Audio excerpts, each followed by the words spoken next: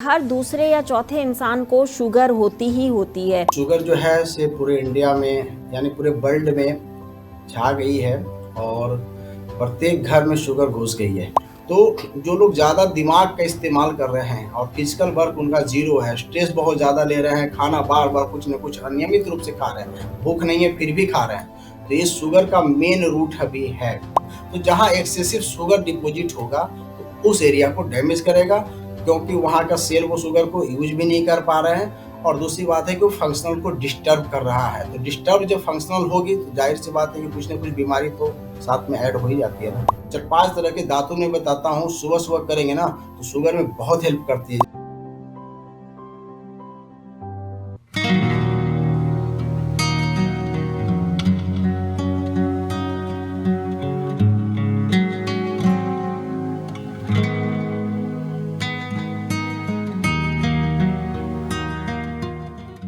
नमस्कार, D5 channel Hindi देख रहे दर्शकों का मैं वंदना स्वागत करती हूँ। आज एक बार फिर हम जुड़े हैं डॉक्टर पंकज जी से। डॉक्टर पंकज, आपका बहुत बहुत स्वागत है हमारे इस प्रोग्राम में। जी, आपको भी नमस्कार और D5 चैनल देख रहे सभी व्यूअर को मेरे तरफ से ढेर सारी शुभकामनाएं कि वो स्वस्थ रहें। Thank you. डॉक्टर पंकज, आजकल लाइफस्टाइल डिजीज़ बहुत ज़्यादा हो रही है भारत में। देखा जाए तो हम जिसकी बात कर रहे हैं वो शुगर है, और शुगर की जिसको कि डायबिटीज़ या मधुमेह भी कहा जाता है, ये बहुत ज़्यादा मात्रा में हो रही है। हर दूसरे या चौथे इंसान को शुगर होती ही होती है। तो इस एक तो ये लाइफस्टाइल डिजीज़ हो गई है, लाइफस्टाइल डिसऑर्डर है इसको हम कह सकते हैं। इसके अलावा शुगर के क्या कारण हैं शुगर होने के, और उसके भी अलावा इसके क्या सिम्टम्स होते हैं? कैसे पता चलता है कि आपको शुगर हो गई है? हाँ, बहुत अच्छा है, बहुत अच्छी क्वेश्चंस हैं क्योंकि आज शुगर जो है से पूरे इंडिया में यानी पूरे वर्ल्ड में छा गई है और प्रत्येक घर में शुगर घुस गई है, ये कह सकते हैं।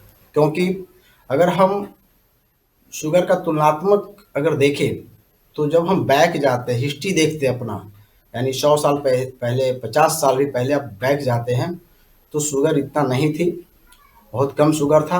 उसका मेन वजह क्या था कि 4 से 5 पॉइंट जो अभी चल रहा है, शुगर का मेन जो जड़ है, वो अभी कंटिन्यू चालू है। पहले क्या था कि लोग वर्क करते थे, यानी फिजिकल मूवमेंट होती ही थी, उनकी मजबूरी थी। अगर कोई सामान लेना था, बगल-बगल में दुकानें नहीं थी, जाना पड़ता था, तो एक फिजिकल मूवमेंट होता था। दूसरा क्या था कि लोग के पास टारगेटेड काम नहीं थे, अब हो गया टारगेट काम, यानी ज़्यादा थिंकिंग करना, कैसे हम अपने प्लान को आगे लेके आए, क्या करें, एक मार्केटिंग भी, सभी चीज़ों का। तो एक टारगेट आ रहा है तो माइंड में स्ट्रेस बहुत ज़्यादा है, तनाव बहुत ज़्यादा है। तो ये दूसरा हुआ। तीसरा क्या है कि आपकी फिजिकल वर्क ना बिल्कुल नहीं के बराबर है। आप कहीं न कहीं मोटे में, जैसे हम बैठे हैं कुर्सी पे बैठे हुए दिन भर काम कर रहे हैं, तो मूवमेंट नहीं है, स्ट्रेस बहुत ज़्यादा है, टारगेट वाला काम है। और खाना, पहले के लोग का खाना जो होता था, कभी-कभी लोग बनाते थे, टाइम भूख लगी तो खाते थे, भूख लगती तभी खाना बनती भी थी। लेकिन अभी क्या है कि हमारे घर में खाना भर-भर के पड़ा हुआ है, उसमें भी खास करके कार्बोहाइड्रेट ज़्यादा आ गया है आपके खाना में। तो हम एनी टाइम कुछ न कुछ खाते रहते हैं। तो एक तो है कि बार-बार खाना, अनियमित भोजन करना, अनियमित रूप से लाइफ़स्टाइल चल रही है, आपके मूवमेंट अनियमित है, कभी मूवमेंट करते हैं, बैठे रहते हैं, रात्रि जागरण, रात भर जग रहे हैं, है ना? स्ट्रेस बहुत ज़्यादा है बिज़नेस को लेके। तो ये 4 से 5 पॉइंट है ना, जो लोगों को शुगर देता है। कहा भी जाता है इतिहास में कि भगवान गणेश को शुगर हुई थी। क्यों? क्योंकि देखिए वो खूब लड्डू पसंद करते थे, खाते थे और माइंड का ज़्यादा यूज़ करते थे, मूवमेंट नहीं करते थे। जब उनको देखा गया कि पूरे वर्ल्ड में घूम के आना है, तो वो देखिए कि अपने माता-पिता को चक्कर लगाए और बस हो गया। तो जो लोग ज़्यादा दिमाग का इस्तेमाल कर रहे हैं और फिजिकल वर्क उनका ज़ीरो है, स्ट्रेस बहुत ज़्यादा ले रहे हैं, खाना बार-बार कुछ न कुछ अनियमित रूप से खा रहे हैं, भूख नहीं है फिर भी खा रहे हैं, तो ये शुगर का मेन रूट अभी है। अगर इसके लक्षण की बात किया जाए, तो इसकी मुख्य लक्षण क्या है? सबसे पहले तो मुँह सूखना है, बार-बार लगेगा कि बार-बार पानी पिए, फिर भी आपका प्यास नहीं बुझना। और जब आप पानी पी रहे, तो पानी आपके अंदर रुक भी नहीं रही है, बार-बार यूरिन भी आना, यानी पानी भी पी रहे हैं, यूरिन भी आउटपुट निकल रही है। फिर पैरों में आपके दर्द होंगे, हो सकता है कि जैसे सुई चुभती है वैसे भी दर्द होता है बहुत लोगों को, अगर पैरों में तलवे में हो रही है, तो समझिए कि आप शुगर आपको जाँच करानी चाहिए। इसके बाद खाना खाने के बाद बहुत सुस्त पड़ जाते हैं। अगर कोई भी चावल वावल खाया तो लगा कि अब कहीं नहीं जाएंगे, लगता सो जाएं। अगर ये भी साथ में हो रहा है, इसके बाद नॉमनेस वगैरह हाथों में पैरों ये सब में हो रहा है, तो आप समझिए कि शुगर के शिकार हो रहे हैं। बहुत तो ऐसा जब सिम्टम बढ़ जाती है तो वो कुछ लक्षण आता है कि आंखों से देखने में थोड़ा दिक्कत होता है, धुंधलापन दिखाई दे सकता है आपको।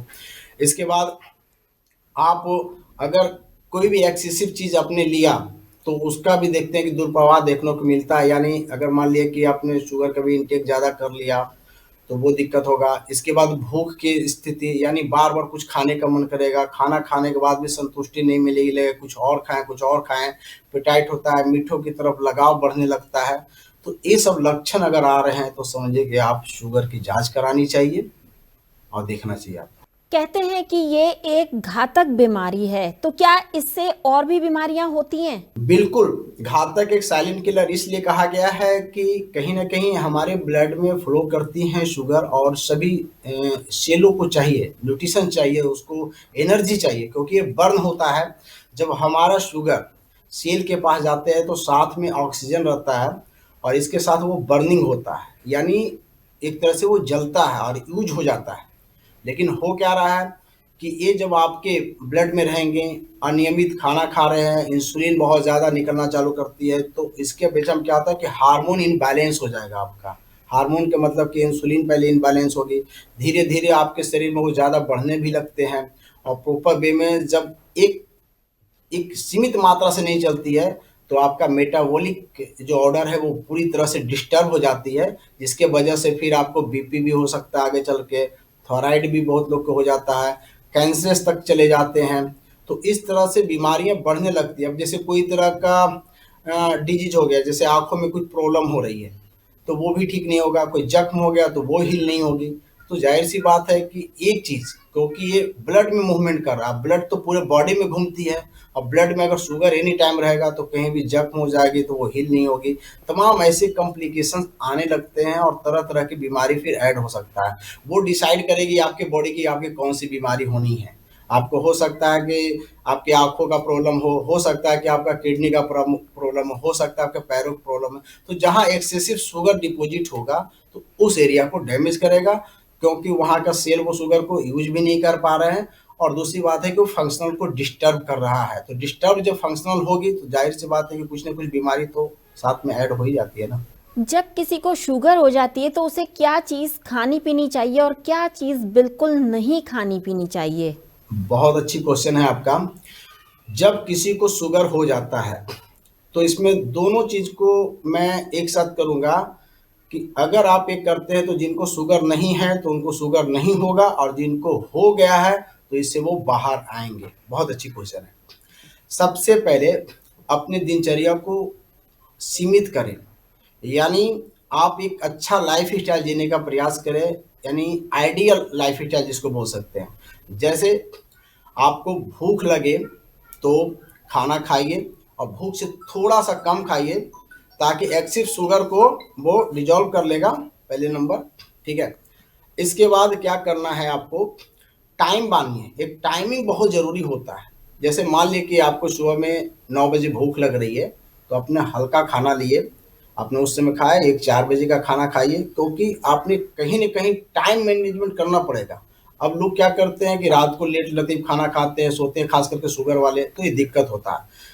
तो टाइम फिक्स कर लीजिए कि भूख लगे तो खाइए, टाइम से खाइए, टाइम से एक्सरसाइज करने की ज़रूरत है, क्योंकि जब मूवमेंट नहीं करेंगे, बॉडी में सर्कुलेशन होगी नहीं तो शुगर बर्न नहीं होगी, क्योंकि ऑक्सीजन का सिस्टम बढ़ जाती है। जैसे आप खूब एक्सरसाइज करते हो तो क्या होता है, ऑक्सीजन लेवल बढ़ती है आपके शरीर के अंदर, वो ऑक्सीजन क्या करती है कि शुगर को बर्न करने में हेल्प करती है।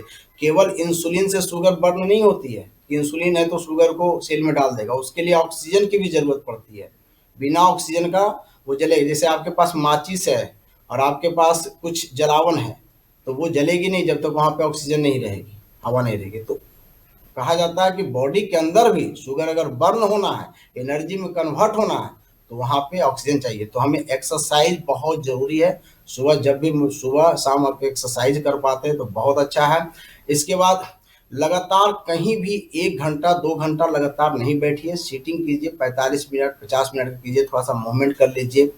इसके बाद अपने पेट को भी साफ रखिए, अच्छी नींद लीजिए रात को, क्योंकि उससे लीवर आपके बहुत अच्छे हो जाते हैं, और लीवर जब अच्छे होंगे तो वो आपके डिसऑर्डर में नहीं जाएगा। क्योंकि शुगर क्या होता है, लोग को लो भी होने लगता है, कभी कभी बढ़ जाती है अनाचार, क्योंकि लीवर भी इस चीज को संभालती है पैनक्रियाज के साथ साथ, है ना। तो हमें एक अच्छी लाइफ स्टाइल जीना चाहिए जो शुगर को हेल्प करे ठीक करने में। नहीं तो क्या होता है कि आजकल लोग गलत अनियमित लाइफ जी रहे हैं। तो इसमें खाने की अगर जो बात करें तो आप वैसे डाइट लीजिए जिसमें शुगर बहुत ज़्यादा नहीं हो, बहुत ज़्यादा उसमें कार्ब नहीं हो। उसमें जैसे मान लीजिए कि अभी मिलेट्स चल रहा है, तो मिलेट्स जैसा डाइट अगर लेते हैं, ज्वार बाजरा ऐसे रागी चीज़ें लेते हैं, और भोजन को बड़ा चबा चबा के धीरे धीरे खाना चालू करते हैं, क्योंकि शुगर के पेशेंट को देखा गया है कि वो भोजन जल्दीबाजी में करते हैं। आप 100 शुगर पेशेंट को पूछिए तो भोजन के बोलेंगे कि वो जल्दी खाने का मन करता है, उनको बहुत जल्दी, वो फास्ट ही रहते हैं।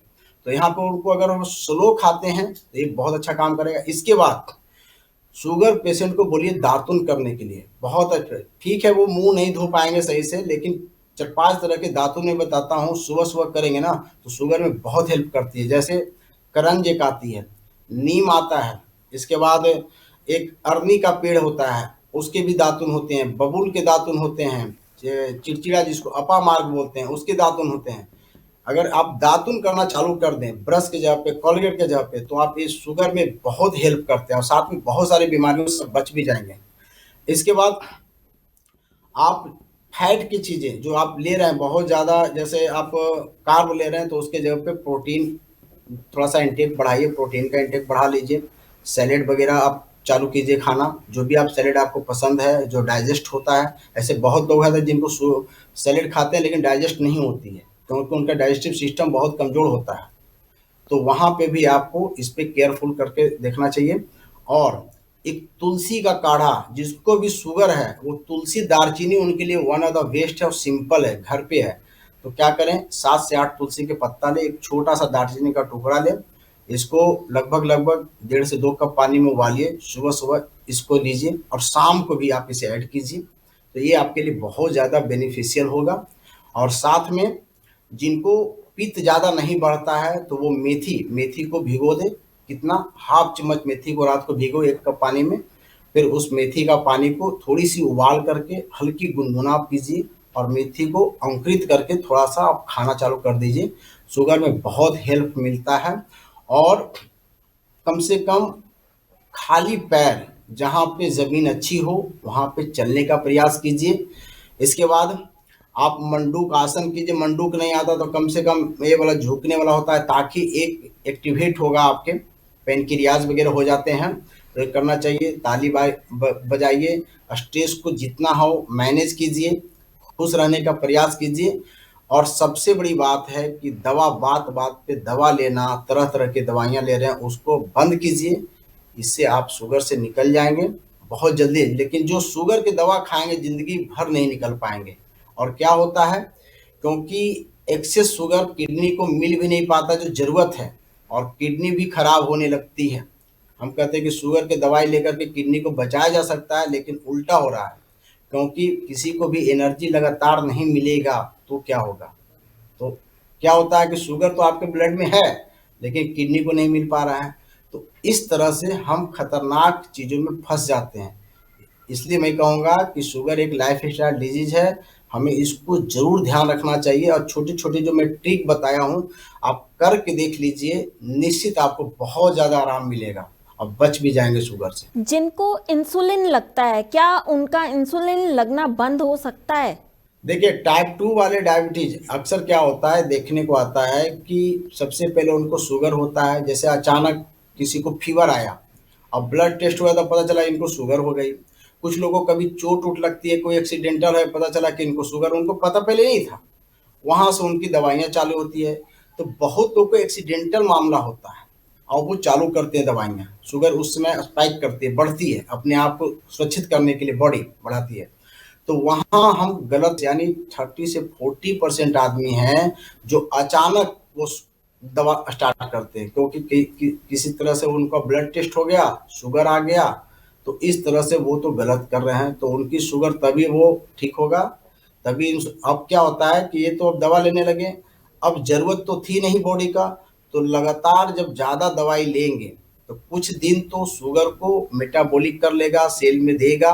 आपकी दवा की हेल्प से पैनक्रियाज पे फोर्स पड़ेगा, इंसुलिन ज़्यादा निकलेगा। धीरे धीरे क्या करती है कि आपकी सेल खाना नहीं चाहती है, क्योंकि एक्सेस शुगर आपके अंदर है और आप गलत तरीका से दवाइयाँ ले रहे हैं। अब वो दवाइयाँ हमेशा फोर्स कर रही है इंसुलिन पे, इंसुलिन बन रही है और जा करके फोर्स कर रही है किस पे, आपके सेल पे। तो इस तरह से सेल अपने आप को, अपने दरवाजे को जोर से लगा के बंद करता है कि अब मुझे शुगर नहीं चाहिए। उस समय इंसुलिन चालू होती है कि भाई आप ऊपर से इंसुलिन दो, क्योंकि दवाई से अब काम नहीं चलती है। तो वैसे लोग का इंसुलिन छोड़ा जा सकता है। मैंने बहुत लोग को दिया और छूटी है। हमारे पास तो ऐसे भी पेशेंट आए हैं जिनको ऑलरेडी क्रिएटिनिन भी 8.5 बढ़ी हुई है, इसके बाद उनको शुगर भी है, इंसुलिन भी ले रहे थे, तो इंसुलिन वगैरह सब छूट चुकी है। और यहाँ तक मैं देखा हूँ कि 2 से ढाई ढाई पॉइंट इनका वो भी आपका क्रिएटिनिन भी नीचे आया है, धीरे धीरे आ रहा है। उनपे बहुत ज़्यादा मानी चेंजिंग आ रहा है, अच्छा फील कर रहे हैं। तो मेरा कहना है कि टाइप 2 जो डायबिटिक हैं, जिनको इंसुलिन लेना पड़ रहा है बाद में, उनकी इंसुलिन 100% छूटेगा नहीं, 200% छूटेगा। जो बच्चे हैं उसमें बहुत बड़ा इश्यूज होता है, क्योंकि पैनक्रियाज विकसित होता नहीं है, शुरू से ही वो जेनेटिक हो जाता है पूरी तरह से। और लंबे टाइम जब इंसुलिन लेते हैं तो एक ऐसा हैबिट बन जाता है कि बॉडी उस काम को नहीं कर पाती है। तो वहाँ पे श्योर नहीं कहा जा सकता है कि सबका इंसुलिन छुड़ाया जा सकता है। कुछ लोगों में 50% आपको मिल सकते हैं सक्सेस, लेकिन टाइप 2 डायबिटीज वाले अगर इंसुलिन ले रहे हैं तो उनका 200% इंसुलिन छूट सकता है, 200%। कौन कौन से फल खा सकते हैं शुगर पेशेंट? देखिए, फलों की बात की जाए तो हम थोड़ी सी जो खट्टे फल टाइप के, जैसे अनार भी ले सकते हैं, इसके बाद अनानास ले सकते हैं, अमरूद भी काम करेगा, अमरूद भी ले सकते हैं। अमरूद भी ठीक है शुगर पेशेंट के लिए, लेकिन एक मात्रा के अनुसार करता है, हैवी नहीं खाना इसमें, एक मात्रा के अनुसार खींचिए। इसमें हम सैलेड और लिप्स को ज़्यादा बोलते हैं कि लोगों को खाने के लिए, क्योंकि सैलेड और लिप्स आपको बहुत हेल्प करता है शुगर पेशेंट के लिए, बहुत अच्छा करता है। जैसे इसमें बहुत सारे लिप्स हो गए, करेले के लिप्स में बोलता हूँ, उसकी भी भाजी बना के खा सकते हैं। इसके बाद आप करेले की सब्जी खा सकते हैं, पटोल खा सकते हैं, तमाम ऐसा चीज़ कीजिए। लेकिन फलों की बात है तो थोड़ी सी खट्टे फल वगैरह खा सकते हैं, नींबू ले सकते हैं, ये आपके लिए अच्छा है। थोड़ी संतरा ले सकते हैं, लेकिन मीठी हैवी फल अभी नहीं ले सकते। दालें कौन कौन सी खाई जा सकती हैं? हाँ, दाल दाल है तो इसमें दाल आप अरहर की दाल भी खा सकते हैं, चने की दाल भी बहुत हेल्प करता है इसमें, मूंग की दाल भी बहुत हेल्प करता है। तो दालें आप ये सब ले सकते हैं, कोई दिक्कत नहीं है।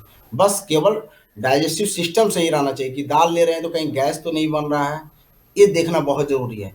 देखिए, सबसे बड़ी बात यह है कि आप क्या खाते हो इतना निर्भर नहीं करता है, क्या जलाते हो, क्या पकाते हो, वो बहुत इम्पोर्टेंस है। क्योंकि कुछ लोग ऐसे हैं कि 2-2 चम्मच घी खा रहे हैं, दूध भी ले रहे हैं, फिर भी वो ना उनका कोलेस्ट्रॉल बढ़ा हुआ है, ना बीपी है, ना शुगर है। और एक व्यक्ति बेचारा कुछ भी नहीं खा रहा है, फिर भी उनको कोलेस्ट्रॉल भी है, शुगर भी है, 17 तरह की बीमारी है। इसका मतलब कि उनकी डाइजेस्टिव सिस्टम सही नहीं है, फिर भी वो कुछ ना कुछ ज़बरदस्ती खा रहे हैं, गलत लाइफस्टाइल जी रहे हैं। तो यहाँ कुछ नहीं कह सकते हैं गारंटी के साथ कि ये चीज़ छोड़ दोगे तो ये ठीक रहेगा। आप क्या पचा पा रहे हो, कितना अच्छा कर पा रहे हो, कितना आप खुश रहते हो, कितना स्ट्रेस है, ये देखना बहुत ज़रूरी है। किसी एक चीज़ को कह देंगे कि ये रामबाण है, इसको कर लो ठीक हो जाओगे, ये चीज़ें बहुत बुरी है, तो बहुत ऐसे लोग मिल जाएंगे कि आप आश्चर्यचकित में पड़ जाएंगे कि वो ये खा रहे हैं, इतने इतने घी खा रहे हैं, दूध ले रहे हैं, फिर भी उनको कोई दिक्कत नहीं है। और एक बेचारा सब कुछ छोड़े हैं, फिर भी वो बीमार है। आयुर्वेद में शुगर का क्या इलाज है? हाँ, आयुर्वेद में शुगर का बहुत अच्छा इलाज है। जैसे आयुर्वेद में सबसे पहले तो कहा जाता है कि प्रमेह के रूप में बताते हैं आयुर्वेद में, तो 20 तरह के प्रमेह बताई गई है आयुर्वेद के अंदर। यानी शुगर को हम देखते हैं तो मुख्यतः 3 तरह से तो देख ही सकते हैं कि वायु वात के साथ शुगर, पित्त के साथ शुगर और कफ के साथ शुगर। तो यहाँ पे सबसे पहले डायग्नोज कीजिए पेशेंट के कि कफ वाला पेशेंट है कि पित्त वाला या वात वाला। फॉर एग्जाम्पल, एक लड़की थी जिसको शुगर थी बहुत हाई इंसुलिन लेने के बाद भी, तो उसकी जब डायग्नोस हुई तो पता चला उसका पित्त बढ़ा हुआ था। और हमने कुछ नहीं किया, केवल कूल किया उसके शरीर को, एक टेम्परेचर दिया और शुगर 150 पे आ गई बिना इंसुलिन का, सोच लीजिए। क्या ऐसे ही आयुर्वेद में दवाइयाँ भी आती हैं शुगर की? हाँ, बहुत सारी दवाइयाँ हैं। जैसे आप आयुर्वेद की अगर दवाइयाँ की बात जाए तो विजय सार बहुत अच्छा दवा है शुगर के लिए। नींबोली, नीम के बीज जो बोलते हैं वो बहुत अच्छा शुगर पे काम करती है। जामुन गुठली बहुत अच्छा है। तेज पत्ता है, लाल राई है, वो भी शुगर के लिए बहुत अच्छी दवा है। मंडूक परनी एक आती है, वो भी बहुत अच्छा काम करता है। बेलपत्र बहुत अच्छा है, गिलोई है, काली मिर्च है। इसी बहुत सारे हर्बल चीज जो काम करती है। लेकिन यहाँ पे भी आपको देखना पड़ेगा कि पेशेंट किस प्रकृति का आया है। केवल देखिए होता क्या है ना कि हम अक्सर देखते हैं कि ये दवाइयाँ बहुत अच्छी है, बहुत अच्छा काम करता है। एक आदमी मान लिया बेलपत्र खाने से उसकी डायबिटीज नॉर्मल हुई, तो ऐसा जरूरी नहीं है कि दूसरे आदमी को बेलपत्र खिला देंगे तो उसको डाइजेस्ट हो जाएगा या उसकी वो शुगर ठीक हो जाएगी। ऐसा नहीं होता है। हो सकता है बेलपत्र का पत्ता का तासीर क्या है, ठंडा है, और एक व्यक्ति के पित्त बढ़ा हुआ था जिसके चलते उसकी पैंक्रियाज वगैरह सही से काम नहीं कर रहे थे, हमने दिया, पेशेंट रिकवर कर गया। जस्ट वही पत्ता उठा करके हम उन लोगों को दे दिए जिनके कफ बढ़ा हुआ है, तो नहीं काम करेगी। आज हो क्या रहा है, लोग विशेषता बताते हैं न्यूट्रिशंस का कि इसमें इतनी फैट है, इतनी चीज है, ये है वो है, तो वो नहीं चाहिए। होस्ट को क्या चाहिए, जो बीमार है, हो सकता है उसको भूख लगी है तो भोजन चाहिए, प्यास लगी तो पानी चाहिए, अगर वो जागरण कर लिया है तो उसको नींद चाहिए।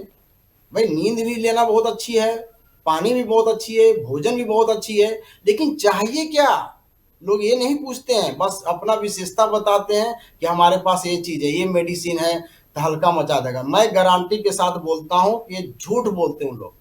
कुछ लोगों पे काम कर जाएगा ताकि उनके मैंने उन्होंने कुछ मारा और लग गया, समझे, वो अलग सी बात है कि 100 आदमी को हमने ट्रीटमेंट किया, दवाइयाँ दिया, तो उसमें 10 आदमी को अच्छा हो गया तो उसको लेकर के हम डंका पीट रहे हैं, हमने ठीक कर दिया, हमने ठीक कर दिया। लेकिन फैक्ट मैं बता रहा हूँ, मैं सब जगह देखा हूँ, लोग गलत बोलते हैं, बहुत गलत बोलते हैं। एक आदमी को रिजल्ट आ गया, बस वो पूरे शरीर पे उसी को दवा सब लोग खरीदते भी हैं।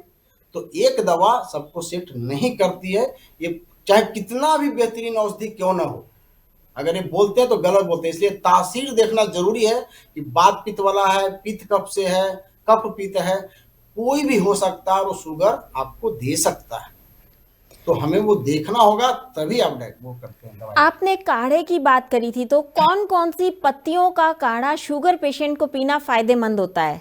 बिल्कुल, बहुत अच्छी बात है। अगर पत्तियों के है तो अरनी का पत्ता बहुत अच्छा काम करता है। 2-4 अरनी के पत्ता लीजिए, अरनी का पेड़ पूरे भारत में है, उसका काढ़ा पीजिए। तुलसी का काढ़ा पीजिए, तुलसी है, अरनी है, इसके बाद जामुन का पत्ता हो गया, इसके बाद बेलपत्र हो गया, अमरूद के पत्ता बहुत अच्छे काम करते हैं, आम के पत्ते बहुत अच्छा काम करते हैं।